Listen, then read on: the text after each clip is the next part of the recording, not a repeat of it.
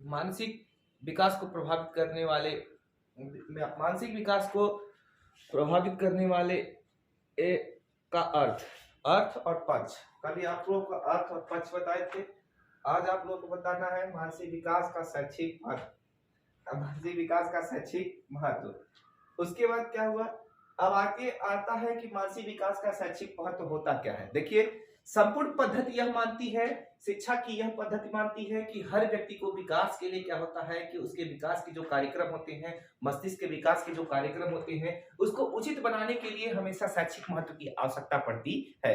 बिना शैक्षिक महत्व के कभी भी हम शिक्षण को आगे नहीं बढ़ा सकते हैं, न ही किसी बालक का औद्योगिक रूप से या औपचारिक रूप से विकास कर सकते हैं। अगर विकास की श्रेणी में थोड़े से कार्यक्रम को हम आगे बढ़ाते हैं तो विकास की जो प्रक्रियाएं होती हैं वह भी क्या होती हैं कि शिक्षण के अनुसार हमेशा चलती रहती है।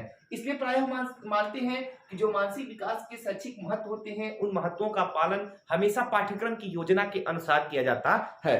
और एक चीज और मानी जाती है कि बालक को उत्सुक बनाने के लिए, छात्र को सिखाने के लिए, छात्र की मनोदशा को परखने के लिए, उनकी योग्यता को महत्व देने के लिए हमेशा शैक्षिक महत्व की आवश्यकता पड़ती है। क्योंकि शिक्षा यह कहती है कि किसी एक के ऊपर शिक्षा आधारित नहीं होती है। जब तक बालक और शिक्षक दोनों कक्षा कक्ष में मौजूद न हो, शिक्षा का कोई अस्तित्व नहीं है। यह आप लोगों को पिछले भी बताया, फिर बता रहे हैं। लेकिन सिस्टम आता है कि यह जो मानसिक विकास होता है, मस्तिष्क जो होता है, यह क्या करता है कि बच्चे की प्रायः मनोदशा को या कहा जाए तो सिस्टम को अलग अलग प्रारूपों में करते हुए बताता है। और कभी कभी हम यह भी देखते हैं कि शिक्षण के जो तर्क होते हैं, प्रायः मानसिक स्थिति जो होती है विकास की शिक्षा में, कुछ शिक्षाविद हम भी मानते हैं कि मानसिक जागृति को ही शिक्षा का प्रमुख अंग भी मानते हैं। और प्रारंभिक 2 वर्षों में होने वाले जो मानसिक विकास होते हैं, शिक्षा का में कोई भी महत्व प्रदान नहीं करते हैं। जैसे कि शिशु के नर्सरी में पहुंचने के बाद उसकी मानसिक शक्तियों में तीव्रता आ जाती है और शिशु में जिज्ञासा की प्रवृत्ति उत्पन्न हो जाती है, यानी जानने की इच्छा उत्पन्न हो जाती है। वह अपने ज्यादा से ज्यादा वातावरण में आने के लिए उत्सुक हो जाते हैं। इस समय शिक्षक का यह कर्तव्य हो जाता है कि वह उसकी जिज्ञासा प्रवृत्ति या उचित विकास करने का भी प्रयत्न करे। बाल्यावस्था में वह प्राथमिक शिक्षा में पहुंचता है। इसी समय उसकी ज्ञानेंद्रियां प्रत्यक्षीकरण या कहा जाए तो निरीक्षण, स्मरण, भाषा, शक्ति आदि योग्यताओं का भी क्या होता है, विकास होता है। और किशोरावस्था में उच्च प्रकार की मानसिक शक्तियां जैसे चिंतन, तर्क, निर्णय आदि करने की शक्ति का विकास होता है। इस समय मानसिक शक्तियां उचित एवं विकास के लिए अति शीघ्र हो जाती हैं या अति प्रभावी हो जाती हैं। इसलिए मानते हैं कि मानसिक विकास में शैक्षिक महत्व का भी अधिक प्रयास होता है या कहा जाए तो अधिक विकास होता है। अब आगे आता है कि दूसरा यह है कि मानसिक विकास को प्रभावित करने वाले कारक, कि मस्तिष्क को किस प्रकार से या कहा जाए तो किस हिसाब से प्रभावित करने वाले कुछ कारक भी होते हैं। क्योंकि मानसिक विकास यानी मस्तिष्क जो होता है वह क्या होता है कि पढ़ने के लिए हमेशा या बालक को शिक्षा ग्रहण करने के लिए उसका दिमाग जो होना चाहिए वह हर समय एकाग्रचित होना चाहिए, यानी एक जगह पर स्थिर होना चाहिए। अगर नहीं होगा, पता चले आप यहाँ पे शिक्षा ग्रहण कर रहे हैं और आपका दिमाग क्या हुआ, दिल्ली काम कर रहा है, तो ऐसा नहीं हो सकता। अगर आपका दिमाग दिल्ली काम करेगा तो आप नहीं कुछ कर सकते। यानी कि कहा जाता है कि मन और दिमाग दोनों को एकाग्रचित रखने के लिए शिक्षण की आवश्यकता पड़ती है। यानी मस्तिष्क जो होता है वह जब तक एक जगह से ध्यान केंद्रित नहीं करेगा, कभी भी शिक्षण में क्या होता है कि बदलाव नहीं लाया जा सकता है। इसीलिए मानसिक विकास को प्रभावित करने वाले कुछ कारक होते हैं, जैसे वंशानुक्रम, परिवार का वातावरण, परिवार की सामाजिक स्थिति, परिवार की आर्थिक स्थिति, माता पिता की शिक्षा, विद्यालय, शिक्षक, शारीरिक स्वास्थ्य, समाज। यह सभी चीजें जो होती हैं वह क्या करती हैं कि बालक के मानसिक विकास को प्रभावित करती है। यह सभी चीजें क्या है कि बालक के विकास को प्रभावित करती हैं। अब पहला आता है वंशानुक्रम। क्या होता है, आपको हम बताए थे कि वंशानुक्रम जो होता है यह क्या होता है कि इसे अध्ययनों से सिद्ध किया जाता है कि बालक वंशानुक्रम में कुछ न कुछ मानसिक लक्षण जो गुण होते हैं वह उसकी योग्यता के अनुसार ही क्या करते हैं, बताए जाते हैं। यानी कि एक पीढ़ी से जब दूसरे पीढ़ी में यह चीजें हस्तांतरित होती रहती हैं, यानी वंशानुक्रम जब एक पीढ़ी से लेकर के दूसरे पीढ़ी में हस्तांतरित होता है तब क्या होता है, जैसे माना जाता है कि बुद्धिमान माता पिता की संतानें प्रायः बुद्धिमान होती हैं। ठीक, तो इसी तरह से वंशानुक्रम का ही यह लक्षण है कि अगर पुराने परंपराओं के हिसाब से माना जाए, पुरानी चीजों के हिसाब से, कि जैसे कभी कभी नहीं देखते हैं आप लोग कि जैसे किसी के माता पिता लोग कहते हैं कि बहुत तेज हैं, तो उनके जो बच्चे होते हैं वह भी प्रायः बहुत तेज होते हैं, इसलिए कहा जाता है। और कभी कभी आप यह भी देखते हैं कि सिस्टम में कभी कभी ऐसा भी होता है कि जो माता पिता होते हैं उनकी जो प्रायः संतानें होती हैं वह क्या होती हैं कि उनकी मंद बुद्धि होती है, यानी मंद बुद्धि माता पिता की संतानें मंद बुद्धि और तीव्र बुद्धि माता पिता की संतानें तीव्र बुद्धि, इसलिए उनके ऊपर वंशानुक्रम का जो प्रभाव है वह भी काफी पड़ता है।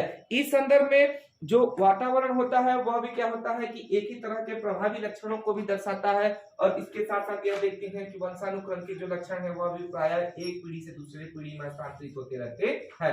अब आगे आता है कि परिवार का वातावरण।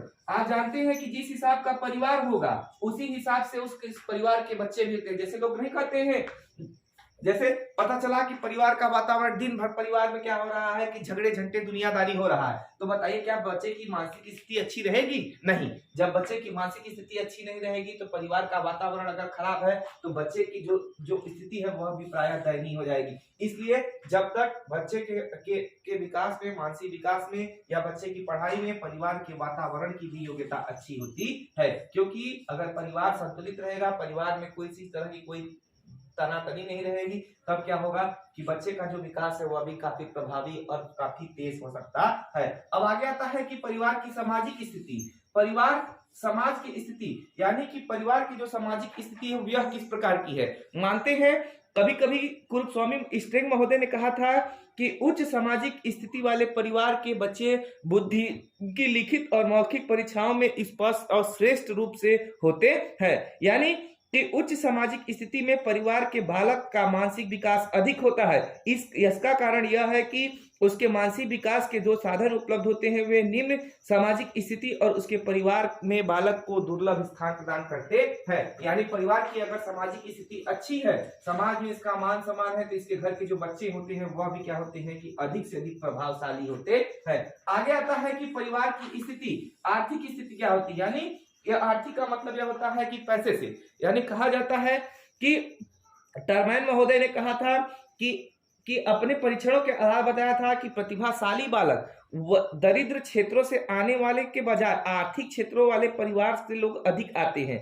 इसका यह कारण है कि इन बालकों को विशेष सुविधाएं उपलब्ध नहीं हो पाती हैं। जैसे अगर परिवार की आर्थिक स्थिति खराब रहेगी तो न ही उनको अच्छा उपचार मिलेगा, न ही उनको अच्छा भोजन मिलेगा है, न ही अच्छा पढ़ने के लिए साधन मिलेगा, और न ही आर्थिक चीजों के लिए आवश्यकता यानी पढ़ाई की जो सामग्री होती है वह भी उपलब्ध नहीं हो पाएगी। इसलिए शिक्षण को आगे बढ़ाने के लिए, हमेशा शिक्षण में बदलाव लाने के लिए क्या होता है कि परिवार की आर्थिक स्थिति का होना अनिवार्य है।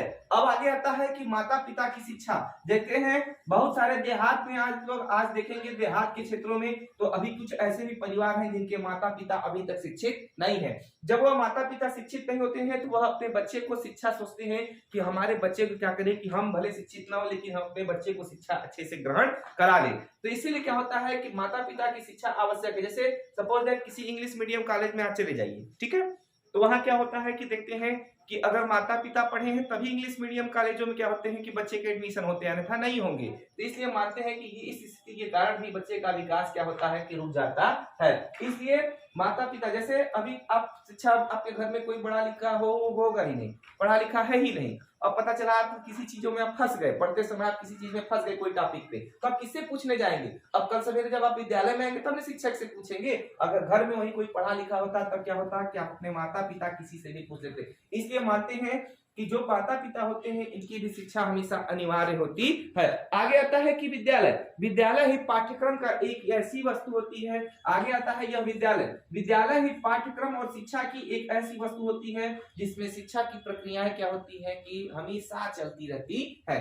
और कभी कभी यह भी सिस्टम आता है कि छात्रों को रुचियों और आवश्यकताओं के अनुसार विभिन्न प्रक्रियाओं की पूर्णता को ध्यान में रखते हुए विद्यालय क्या करते हैं कि अपने कार्यों का निष्पादन करते हैं। यानी विद्यालय में छात्र क्या पता नहीं कहां से शिक्षा ग्रहण करने के लिए आते हैं। तो विद्यालय का यह कार्य होता है कि जब वो कहीं से भी शिक्षा ग्रहण करने आते हैं तो एक साथ जब शिक्षक के सामने आते हैं तो शिक्षक क्या करते हैं कि तमाम कौशलों का प्रयोग करके, विद्यालय ही एक ऐसी जगह होती है जहां पर शिक्षा ग्रहण आप कर सकते हैं। क्या आप किसी पेड़ के नीचे शिक्षा ग्रहण कर सकते हैं? नहीं। इसलिए क्या होते हैं कि विद्यालय बनाए जाते हैं ताकि बच्चे क्या हो कि विद्यालय में जाएं और अच्छी तरह से शिक्षा ग्रहण कर सके। अब इसमें आता है आगे की शिक्षक, शिक्षक की क्या भूमिका होती है। शिक्षक बिना शिक्षक के कभी भी छात्र ज्ञान प्राप्त नहीं कर सकते हैं, इसलिए हमेशा शिक्षक की आवश्यकता पड़ती है, क्योंकि शिक्षक को ही क्या करते हैं, शिक्षक और बालक का होना शिक्षण में हमेशा अनिवार्य होता है। आपको बताए थे पहले, इसके पहले वाले अध्याय में बताए थे कि क्या होते हैं कि शिक्षण के 3 अंग होते हैं। शिक्षण के 3 अंग कौन कौन से बताए थे? त्रियामी अंग बताए थे, यानी कि पाठ्यक्रम,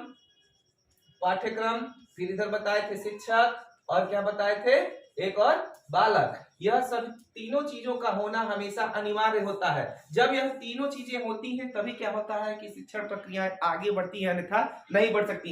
इसलिए शिक्षक की जो अस्तित्व होता है वह क्या होता है, शिक्षा में सबसे अधिक महत्वपूर्ण होता है। आगे आता है कि शारीरिक स्वास्थ्य। अगर किसी बच्चे का शारीरिक स्वास्थ्य खराब है तो आप उसे पढ़ाएंगे तो उसको कुछ समझ में आएगा नहीं ना। इसीलिए क्या होता है कि हर बच्चे को शिक्षा ग्रहण करने के लिए उसे क्या हो कि शिक्षा ग्रहण करने के लिए उसके स्वास्थ्य का परिपूर्ण होना अति आवश्यक है, क्योंकि अगर छात्र निर्बल है या अस्वस्थ है तो वह क्या करेंगे, आप उससे ज्यादा परिश्रम नहीं करा सकते। अगर ज्यादा परिश्रम कराएंगे तो वह क्या होगा कि ज्यादा उसका दिमाग क्या होगा, फ्रस्ट्रेशन में होगा। यानी कहने का मतलब यह है कि अगर उसका मानसिक स्वास्थ्य उचित नहीं होगा या सही नहीं होगा तो वह क्या कर सकता है, अन्यथा शिक्षा ग्रहण नहीं कर पाएगा। इसलिए मानसिक विकास में क्या होता है कि शारीरिक स्वास्थ्य का सही होना भी आवश्यक है। आगे आता है कि समाज, यह चीजें क्या होती हैं, समाज की स्थिति जो होती है वह शिक्षा में महत्वपूर्ण होती है।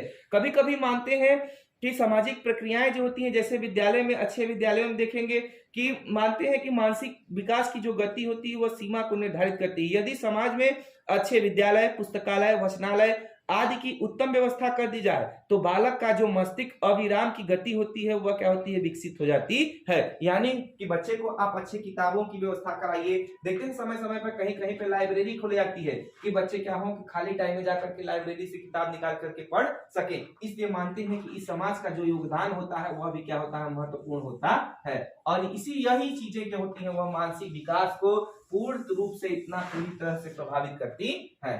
ठीक।